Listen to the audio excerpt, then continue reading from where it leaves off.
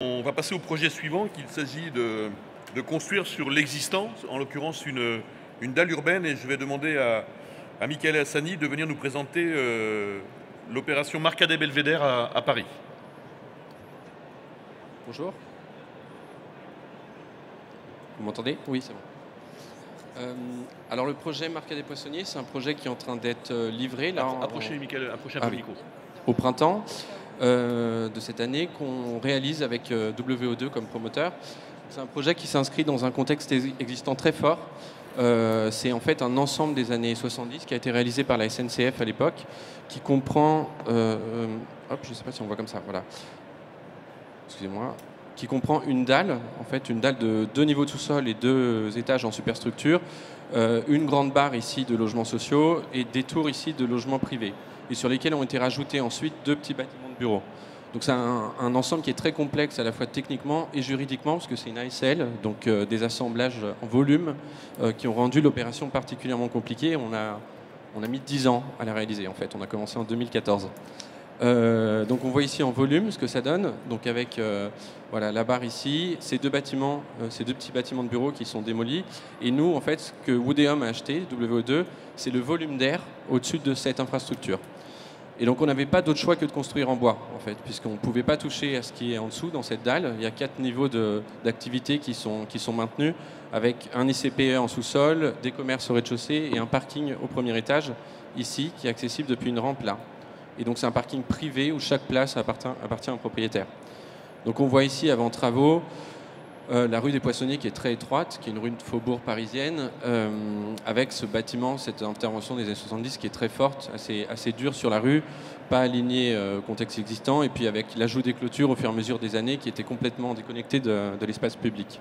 Et une fresque ici de Calca, qui avait été réalisée en façade, qu'on va retrouver après dans le bâtiment.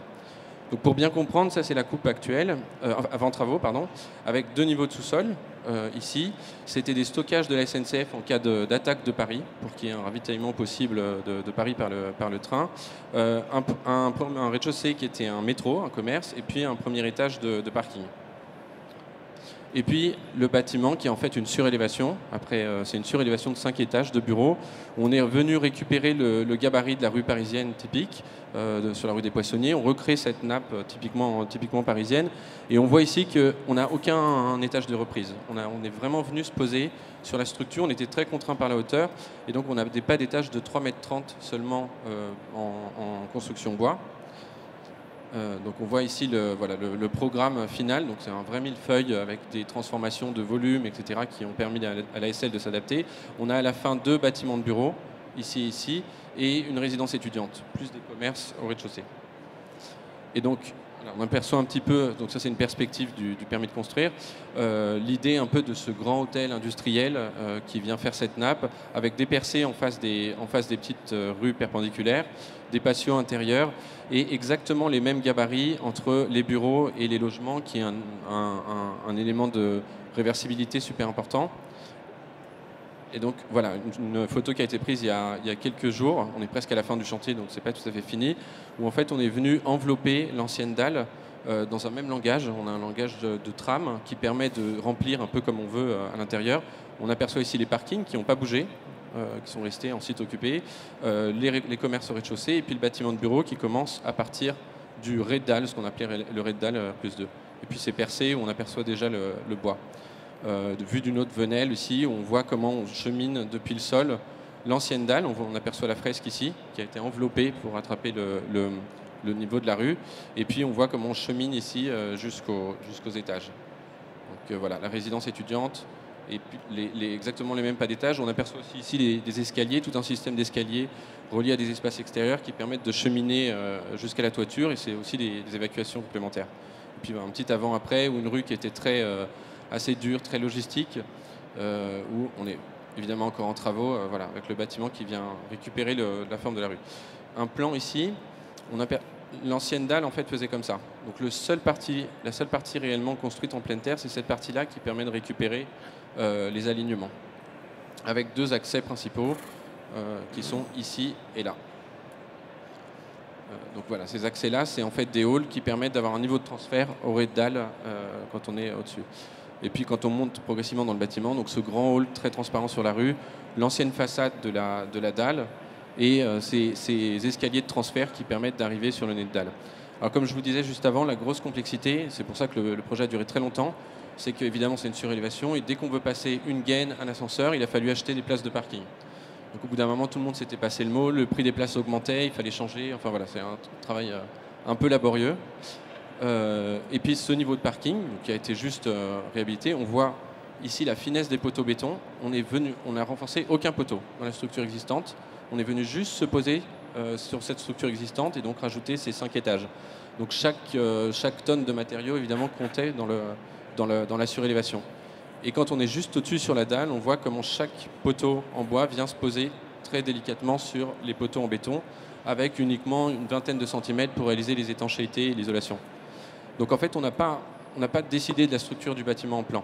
On l'a juste appliqué et on est venu, on la voit ici, c'est une structure qui est régulière, qui est la structure du parking, donc qui fait 7 mètres, 7 mètres, 6 mètres, 6 mètres, etc. Et donc on voit ça, c'est le rez de dalle, avec les espaces extérieurs qui sont liés. Comment on est venu juste créer cette structure capable et remplir à l'intérieur. On est ici dans une des failles, donc on est déjà un peu surélevé par rapport à la rue, avec ces transparences sur la rue. Côté logement derrière, il y a ce jardin d'hiver. Et puis un étage courant où on a réussi à mettre les escaliers en façade et on voit aussi qu'on n'est pas dans du bureau standard, on est dans une structure en bois, dans un bâtiment sur de l'existant en structure bois, donc on n'est pas du tout dans les trames classiques de bureau, mais qui fonctionnent assez bien aussi. Alors ce qu'il faut savoir, on va le voir juste après. Oups, j'ai été trop loin, pardon. Je peux retourner en arrière? Oui, voilà. Donc ça, c'est un petit résumé des principes structurels. Ce qui était le plus important pour nous, c'est de garder les 3,30 m. Vous ne pouvez pas dépasser de 10 cm, donc on a des complexes qui sont extrêmement réduits. Tout tient dans 40 cm la structure. On a déposé un index pour réaliser des étanchéités sur plancher bois sans pente, pour être le plus fin possible. Et on a des portées de 7 mètres en bois qui sont très importantes, donc on a des poutres retroussées en bois qui sont contreventées. Cette petite assise, c'est pour le contreventement et qui permet d'avoir ces grandes portées de façade de 7 mètres en bois. Et pour les portées intérieures, on a ajouté donc, ces petites poutres en acier qui sont incorporées dans le faux plancher qu'on voit ici. Et donc, ce qui fait qu'on a 2,90 m libres, sans aucune contrainte, sous les dalles. Donc c'est extrêmement réversible du coup, puisqu'on peut faire ce qu'on veut sous ces plateaux. On voit aussi que le contreventement, on n'a pas pu rajouter de noyaux béton. Donc les bâtiments en bois, d'habitude, on contrevente avec des noyaux béton. On n'a pas pu le faire ici, puisqu'on ne pouvait rajouter aucune charge. Donc c'est des contreventements en bois qui sont placés dans les plateaux.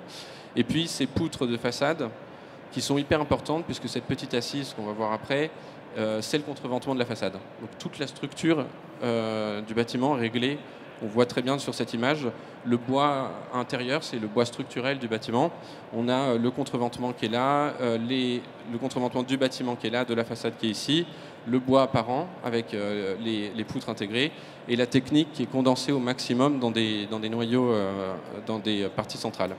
Avec parfois des faux plafonds, parfois pas de faux plafonds quand on est suffisamment fin. Donc toujours sur les étages, ce lien très fort à l'extérieur avec évidemment les escaliers de secours. Il n'y a pratiquement aucun escalier encloisonné dans le bâtiment, donc on a réalisé tous ces escaliers ici en extérieur. Et puis pareil, les vues ici.